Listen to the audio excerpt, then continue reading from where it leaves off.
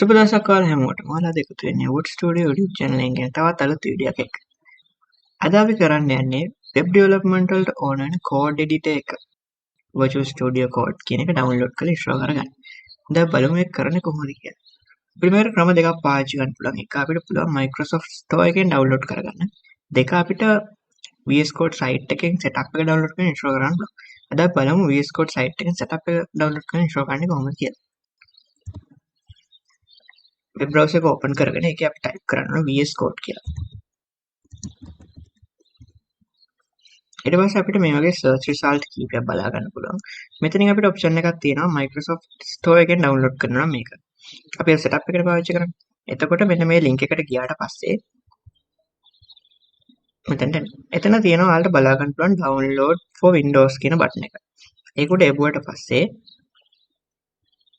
මේ වගේ තැනකට එනවා. එතනින් ඔයාලට බලා ගන්න පුළුවන් ඔයාගේ setup එක download වෙන්න පටන් ගන්න. අපිට බලා ගන්න පුළුවන් මෙන්න මේ විදිහට setup එක download වෙලා තියෙනවා. මම කරන්නේ මගේ downloads folder එක open කරගෙන VS Code එකේ setup එක double click කරලා open කරගන්නවා. ඊට පස්සේ agreement එක accept කරලා next කරනවා. ඊට පස්සේ මම මෙතන location එක නම් වෙනස් කරන්න යන්නේ නැහැ. ඔයාලට ඕන location එක වෙනස් කරගන්න පුළුවන් මෙතනින්.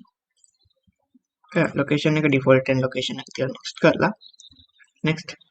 ඊට පස්සේ create desktop icon කියන එකට ටික එකක් දාලා ආයෙත් next කරලා install කරගන්න.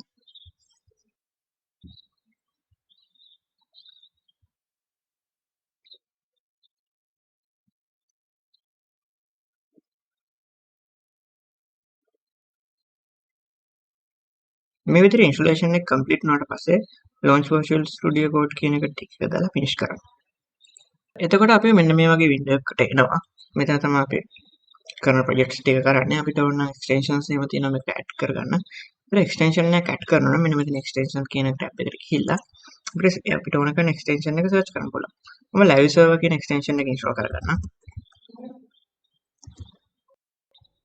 මේකේ අපිට ඕන extension එක උඩ ඔබලා install කියන බටන් එක දුන්නාට පස්සේ extension එක download වෙලා install වෙනවා.